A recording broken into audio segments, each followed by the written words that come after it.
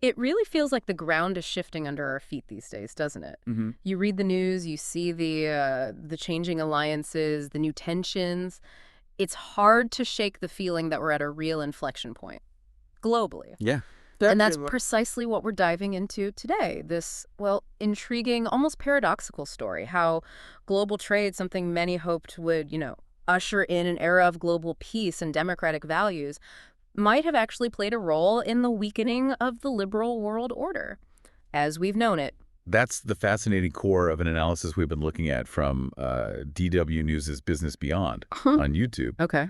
They lay out this really complex interplay, and what we want to do here is go deep on how the very institutions, Hmm.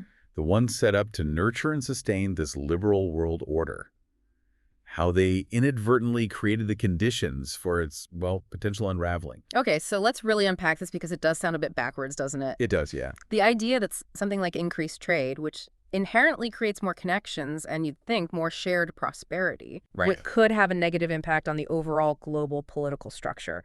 So the central question we're grappling with right out of the gate is, could the very mechanisms we put in place to encourage democracy through trade, could they have unintentionally paved the way for, uh, well, a different kind of global landscape? It's a critical question. And to really understand the potential irony here, we need to take a step back. We need to look at the foundations of what we call the liberal world order. Okay. The DW News piece rightly points to the Atlantic Charter of 1941. That's a key starting point. Right, that meeting between Roosevelt and Churchill sketching out their vision for the world after World War II. Exactly. The big ideas were no more land grabs, a push towards democratic governments, the concept of free trade, and even getting rid of weapons for the aggressors. Exactly. And this vision of free trade is particularly relevant to our discussion today. Stemming from these principles, we saw the creation of a whole network of multilateral institutions after the war. You had the UN for broad international cooperation, NATO for security in the North Atlantic, and then the economic cornerstones. The World Bank initially focused on rebuilding war-torn economies. Okay. The IMF, tasked with maintaining international financial stability back then, the U.S. dollar was tied to gold, remember? Yeah, the gold standard. And the General Agreement on Tariffs and Trade, or GATT. That later became the World Trade Organization, the WTO. And the EU precursor too, right? The coal and steel community. And the European Coal and Steel Yeah. Community, yeah, the early stages of European integration. So a whole system designed to encourage collaboration, shared economic growth, largely under a Western democratic umbrella. But of course, during the Cold War, there was parallel system operating, wasn't there? Precisely. The Soviet Union established its own set of parallel institutions, COCON for economic cooperation among socialist states, Right. and the Warsaw Pact as its military alliance. So politically, militarily, the world was definitely bipolar. Clear divide. But economically, as the DW analysis points out, it wasn't really a level playing field. The Western free market system was significantly larger, more dynamic compared to the centrally planned economies of the Eastern Bloc. Okay, so fast forward to 1991. The Soviet Union collapses, and suddenly we're in a unipolar world. The U.S. and its institutions are the dominant force. It must have felt like a moment of almost unlimited potential for this liberal world order to really take hold globally. It did. It really did. And the existing economic institutions took on even greater significance in this unipolar moment. The World Bank expanded its focus from just post-war reconstruction to broader economic development efforts. Okay. The IMF continued its role in ensuring financial stability. And then you had GATT, which became the WTO in 1995, really amplifying the push to lower trade barriers Yep. and establish a common set of rules for how global commerce would operate. And what's fascinating here is how the dominance of these largely American-led institutions also solidified the U.S. dollar's role as the world's primary reserve currency. As the DW piece highlights, this gave the U.S. some really significant advantages. Cheaper borrowing costs, for one, Right. and the powerful ability to impose financial sanctions. It's easy to overlook just how much leverage that kind of financial dominance gives one nation. Absolutely. And the prevailing wisdom at the time, particularly after the fall of the Soviet Union, was that economic freedom and political freedom were, like, intrinsically linked. Yeah, that was the core belief. The more countries traded, the more they would naturally move towards democratic systems. That was the widely accepted view. We saw democratic transitions in a number of countries during that period, Yeah. and it seemed to reinforce this idea that as economies liberalized, political liberalization would inevitably follow. Mm-hmm. The formation of the European Union in 1993, aiming for even deeper economic integration among its members, appeared to be further evidence of this trend. Right. The late 1990s and early 2000s became the era of what we now call hyperglobalization, international trade expanding at an unprecedented pace. But then the global economic landscape began to undergo a really significant transformation, didn't it? Oh, yeah? And a major new player emerged on the world stage, China. Absolutely. As the DW analysis points out, since 1990, the U.S. and the broader Western economies, well, they've seen their share of the total global economy shrink considerably. Right. And a major driving force behind this shift has been China's remarkable economic growth after it began to open up its economy. Its accession to the World Trade Organization in 2001 was a really pivotal moment. Yeah, I remember that. There was certainly the element of prestige for China, getting membership in such a prominent international body. Prestige was part of it. But it also offered them a level of protection, right, against other countries just unilaterally imposing trade restrictions. Precisely, protection and credibility. And as the GW transcript reminds us, there was a strong belief in the United States, articulated by President Clinton at the time, Right. that WTO entry would essentially be a catalyst. It would compel China to further open its markets. And more than that. More than that, yeah. There was this expectation that by importing economic freedom, China would naturally see a growing demand for greater political freedoms. Drawing parallels to places like Japan, South Korea. Exactly. Japan, South Korea, Taiwan. Places that saw democratic transitions after periods of significant economic development. It seemed like a logical progression at the time, this idea that as people became more prosperous, they would naturally want more say in how their country was governed. It did seem logical. But looking back now, the reality in China's case, well, it unfolded quite differently. Indeed. China's economic growth after joining the WTO was truly extraordinary.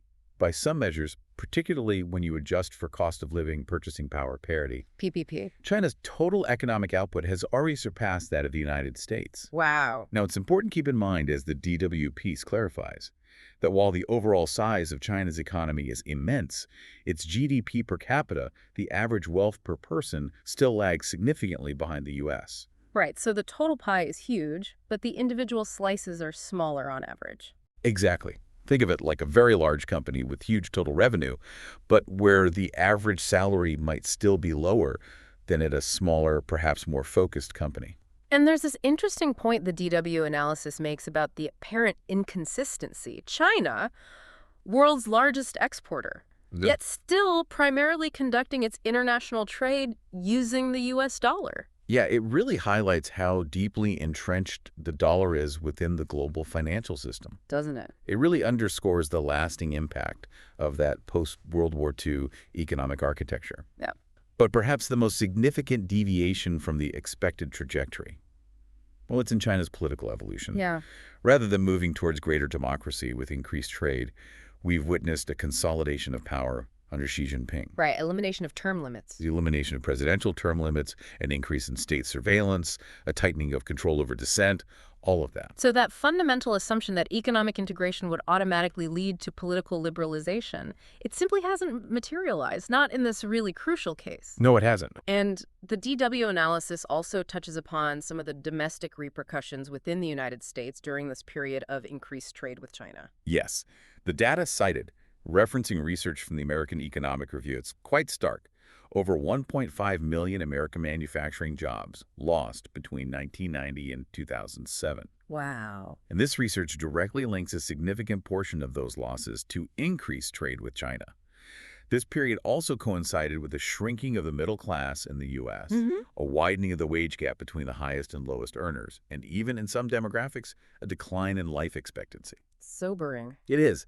Now, it's vital to recognize these are complex societal trends, many contributing factors. Sure, it's not just one thing. Not just one thing, but the impact of trade with China is clearly a significant piece of that puzzle, and it really challenges that assumed link between expanded global trade and widespread prosperity within Western democracies. So the foundations of this liberal world order, which seemed so firm during that unipolar moment, they began to show some serious cracks. And then events like the 2009 financial crisis Right. and the more recent global pandemic really amplified the doubts about this model of hyperglobalization. Exactly. Those events exposed vulnerabilities.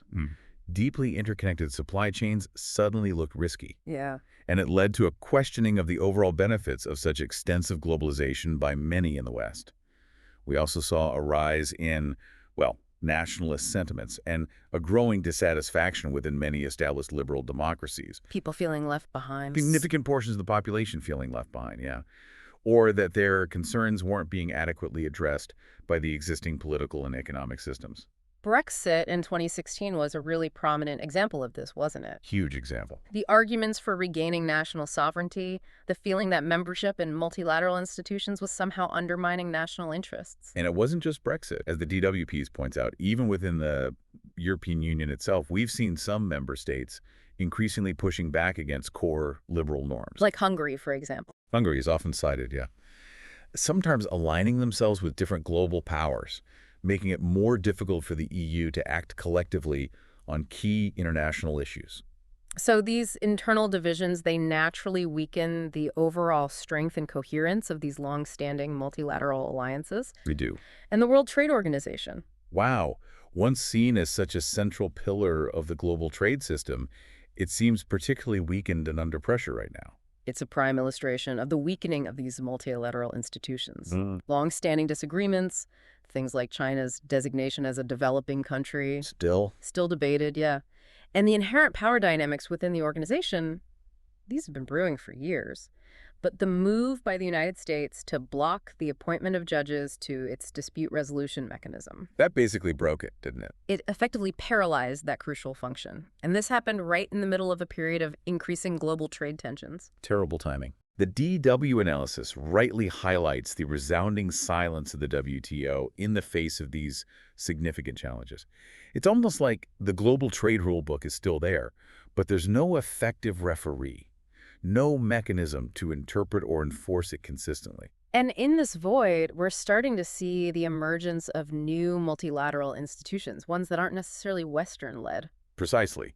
Institutions like the BRICS Bank, now called the New Development Bank, Right. and the Asian Infrastructure Investment Bank, the AIIB, they're offering alternative sources of financing and development aid compared to the traditional Western-dominated institutions like the World Bank. And the AIAB with the Belt and Road Initiative. Yeah, the AIIB, particularly with its focus on infrastructure investment across Asia through initiatives like the Belt and Road, it clearly demonstrates China's growing influence in shaping the global economic landscape, providing alternatives to the established order. So the U.S. is no longer the undisputed global power, not able to unilaterally dictate the terms of international engagement anymore. Yes. And the DW analysis suggests that the Trump administration really marked a significant shift in how the U.S. approached this established post-World War II order. It did.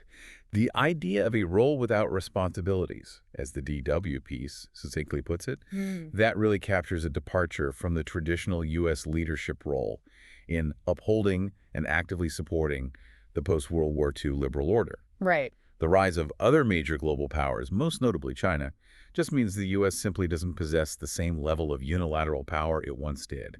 It can't single-handedly shape international affairs anymore. And even some of the long-held advantages of U.S. dominance, like the perceived safety and stability of U.S. government debt, those seem to be showing signs of erosion. Yeah, we saw that with the bond market's reaction to some of the recent tariff announcements. Interesting. That's a really crucial observation. The long-standing assumption that investors would automatically flock to the safety of U.S. government bonds during times of global economic uncertainty, that seems to be weakening. Which could undermine the dollar's dominance. Potentially, yeah. It could undermine a key pillar of the U.S. dollar's global dominance. And as we've discussed, the WTO in its current state isn't really equipped to effectively address these evolving global dynamics. Needs reform. There's a growing recognition of the need for reforms that would better reflect the current global power balance, give more of a voice to significant players like China and other developing nations. Let's circle back then to those core principles, the ones laid out in the Atlantic Charter. Democracy, territorial integrity, disarmament, and free trade.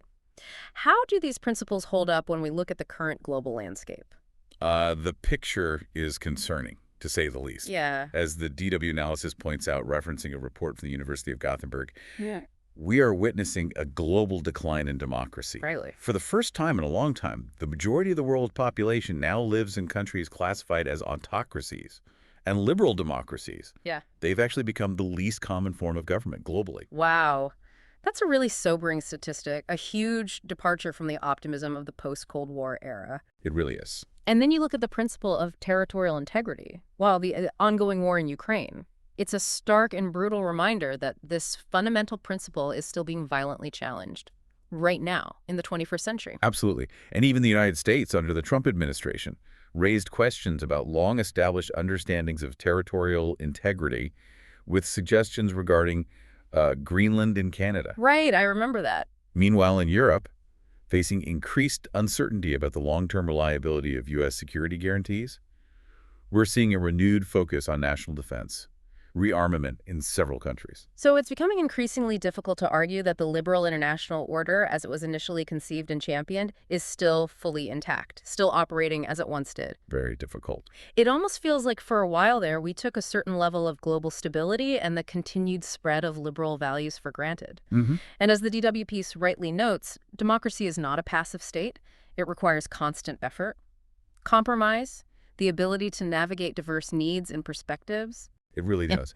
And the apparent efficiency of a more centralized authoritarian model, unfortunately, that can hold a certain appeal, especially in times of crisis or perceived stagnation.